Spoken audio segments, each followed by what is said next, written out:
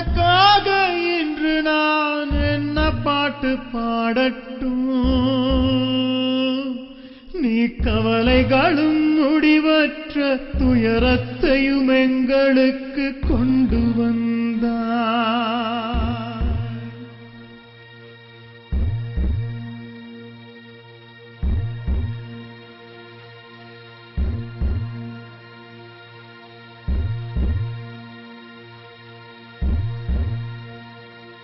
உன் கர்ப்பப்பையில் உறைவிடும் கிடைத்தவர்கள் பாக்கியசாலிகள். உன் கர்ப்பப்பையில் உறைவிடும் கிடைத்தவர்கள் பாக்கியசாலிகள். அவர்கள் உலகத்தின் மற்றொரு பகுதியில் மகிழ்ச்சியைக் கண்டு அடைந்திருக்க கூடும்.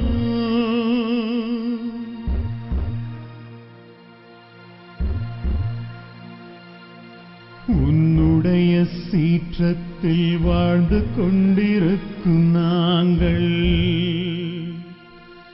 ஒவ்வொரு மூச்சிலும் துன்பத்தை தொடர்ந்து அனுபவித்து கொண்டிருக்கிறோம். நாங்கள் கடந்து போகும் ஒவ்வொரு தருணத்திலும் துன்பத்தை தொடர்ந்து கொண்டிருக்கிறோம். நாங்கள் கடந்து போகும் ஒவ்வொரு தருணத்திலும் துன்பத்தை தொடர்ந்து கொண்டிருக்கிறோம். உன்னுடைய சீற்றத்தில் வாழ்ந்து கொண்டிருக்கும் நாங்கள் ஒவ்வொரு மூச்சிலும் துன்பத்தை தொடர்ந்து அனுபவித்து கொண்டிருக்கிறோம். ஒவ்வொரு மூச்சிலும் துன்பத்தை தொடர்ந்து அனுபவித்து கொண்டிருக்கிறோம். அனுபவித்து கொண்டிருக்கிறோம். அனுபவித்து கொண்டிருக்கிறோம்.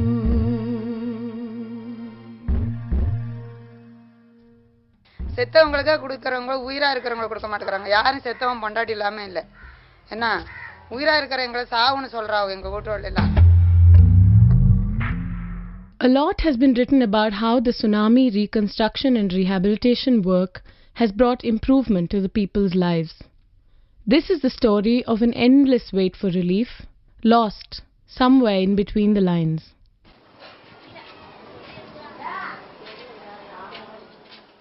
Almost 3 years after the tsunami, about 200 people in the ITI campus are still waiting for relief. With scraps of tin for walls and precarious asbestos roof, their condition is more than just deplorable.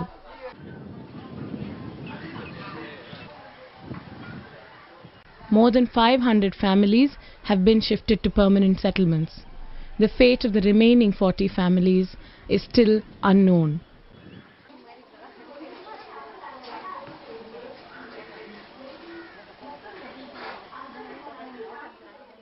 டென்ட்ல இருக்க முடியல. இந்த வெயில்ல ரொம்ப கஷ்டமா இருக்கு. வெயில் ரொம்ப தாங்க முடியல. ரொம்ப கஷ்டமா இருக்கு. ஒரே அனலா இருக்கு. அதுலயே வயிற்று வலி உண்டாகுது. உடம்பு நல்லா இல்லாத போகுது. பூச்சிங்கெல்லாம் நிறைய வருது டென்ட் உள்ள. என்னதான் செய்யறது? இன்னும் மழை நேரம் வந்துட்டா ரொம்ப கஷ்டம். தண்ணி எல்லாம் உள்ள பூந்துரும். மழை வந்தா படுக்க இடம் இருக்காது.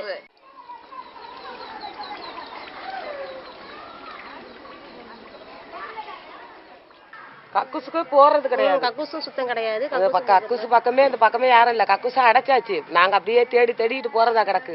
எங்க பார்த்தாலும் காடு வயலன் பண்ண தேடிட்டு போறதா இருக்கு.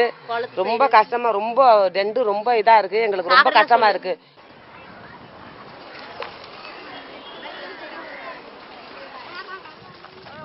Unfortunately, these voices have not been heard as yet. As a result, life in these settlements has become a fight for survival. 5 நாளைக்கு ஒரு மட்டும் பீலில தண்ணி வருது. பைப்புல அதுல ஊத்துக்கு ரம்மண்டு கூட இல்லனா 3 கூட இல்லனா 2.5 கூட போதுமா? 5 நாளைக்கு இந்த தண்ணி போதுமா? குடிக்க கொள்ள சோறாகுது எப்படி? அது கால் கை கழுவுறது எப்படி? எந்த வகையை கண்டு நாங்க சுத்தமா இருக்க முடியும்? ஆளெல்லாம் சும்மா கடை எடுத்துட்டு வந்து கரங்கினே கடந்துருக்கு நம்ம நேரமா. ஃபர்ஸ்ட் 3 monthsல the process of tsunami affected people இருக்கிற எல்லா ஜனங்களையும் கிட்டத்தட்ட 2 லட்சம்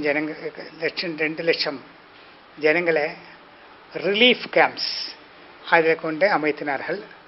ஸ்கூல்ஸு, காலேஜஸ்ஸு, கல்யாண மண்டபம்ஸ், wherever open places are available, அதிலெல்லாம் வந்து ஆல்மோஸ்ட் 2 to 3 months அவங்க இருந்தாங்க. அது முடிஞ்சதுக்கப்புறம் அனதர் ஃபேஸ் ஆரம்பித்தது, that is temporary shelters. Temporary ஷெல்டருக்கு வாஸ் அ பிக் சேலஞ்ச். ஏன்னா இந்த மாதிரி ஒரு பெரிய ஒரு running through several hundreds of kilometers from Kanyakumari right up to Chennai, entire sea கோஸ்டில் இருக்கிற ஃபிஷர்மன் வில்லேஜ். சுனாமியில் இன்னும் பார்த்தோம் என்னன்னு கேட்டால், first line that is 1 kilometer 2 kilometer of the பீச்சில் வந்து ரொம்ப அஃபெக்டட்.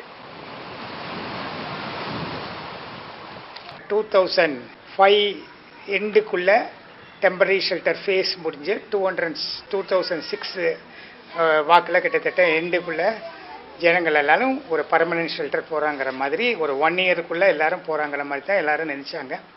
இது முடிச்சோடனே ஒரு 6 months to 1 yearல பை தி எண்ட் ஆஃப் 2005க்குள்ளே இந்த டெம்பரரி ஃபேஸ் முடித்து பர்மனன்ட் ஷெல்டருக்கு போகலாங்கிற மாதிரி தான் ஒரிஜினல் பிளானிங் இருந்தது.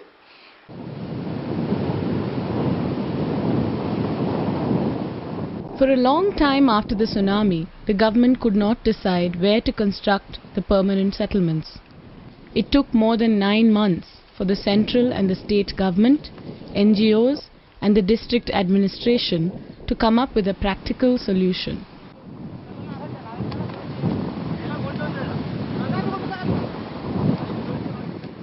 After almost 9 months, the government decided to permit construction of permanent shelters within the 500 meters area from the coastline, in areas where adequate land was not available. This applied exclusively to the tsunami affected areas and population living in these areas.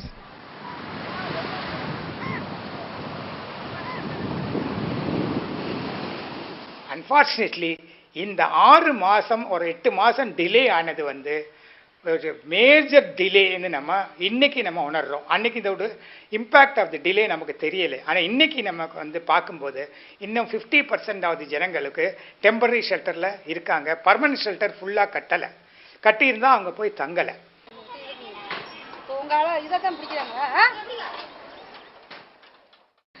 எந்த 3 வருஷம் ஆகுது, tsunami அடிச்சு 3 வருஷம் ஆகுது. அதுல இருந்து இது 2 எங்களுக்கு இருந்தா ரொம்ப கஷ்டமா இருக்கு. பச்சை பிள்ளைங்கெல்லாம் வச்சுக்கிட்டு எங்க போறது எங்க வர்றதுன்னு கூட தெரியாத கிடக்கு.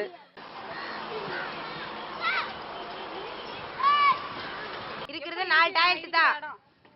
80 வீட்டுக்கு 4 டாய்லெட் தான் இருக்காங்க. அதுல தான் போறோம். அந்த 80 குடும்பமா அதுல தான் போறோம். அப்படிங்கும்போது அது எப்படி சுத்த சுகாதாரமா இருக்கும்? அதை முதல்ல நினைச்சு பார்க்க சொல்லுங்க.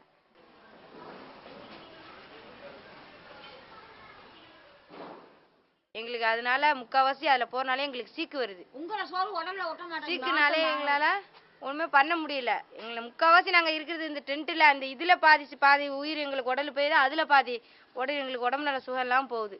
எங்களுக்கு எதுவுமே சரியில்லை. எங்களுக்கு சொந்த வீடு, நிரந்தர வீடு என்னைக்கு கொடுக்குறாங்களோ அன்னைக்கு தான் எங்களுக்கு நிம்மதி. அதை கொடுக்கறதுக்கே எங்களுக்கு உதவி செஞ்சு கொடுங்க.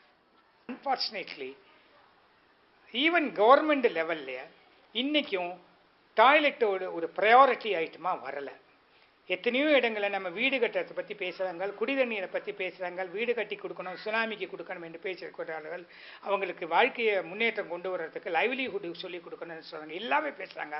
ஆனால் ஒரு சானிடேஷனை பற்றி இன்றைக்கி ஹையஸ்ட் லெவலில் யாருமே பேசுறது கிடையாது.